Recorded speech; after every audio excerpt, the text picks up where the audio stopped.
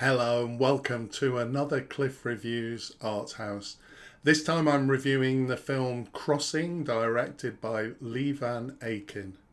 So this is the story of a retired teacher from Georgia, Leah, whose trans niece had in the past been shamed and forced to move to Turkey.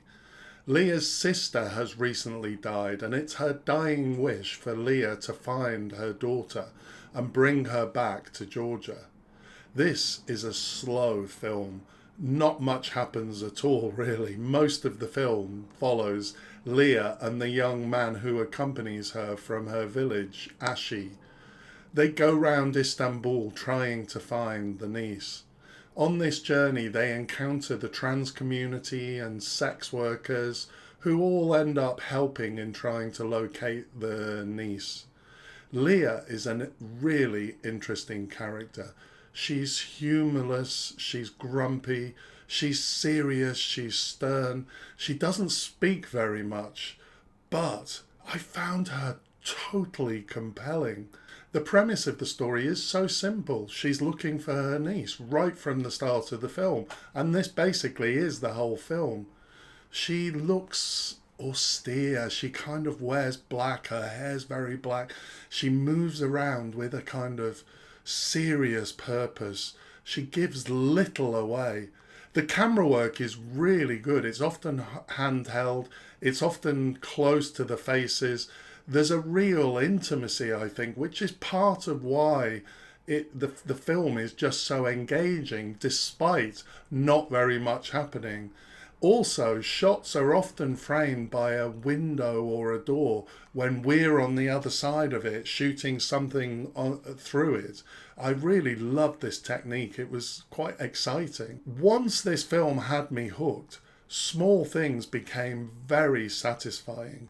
The first time we see her smile, the time we see Leah dance, the time we see her flirting, these all feel so meaningful. And I think this is because she's already engaged us, acting with her face. This is just such a brilliant technique. I think this is almost genius. You not very much happens, but you make the film in a way that's really compelling. And then when something small happens, it feels really big. Really, really well done. The side characters are great too. The young man helping her, Ashi, has a real charm and a likability. And the trans woman who helps them, the lawyer, whose life we do get a glimpse of, her dating, her work representing the trans community, she's a great character too. And many of the interactions that they have with people in Istanbul are really meaningful, even if they're small.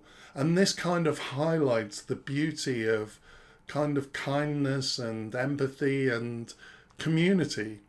This film has a real charm. It's really well made. I was really involved in the story, and it's a masterclass in making something relatively minimal totally compelling.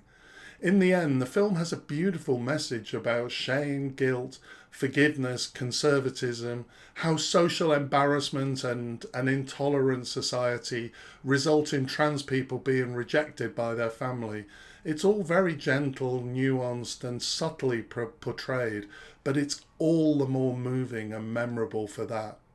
I usually can find something to critique in a film, but for this, there was nothing that negative that really stood out. I highly recommend this film. Thanks for watching, and I'll see you next time.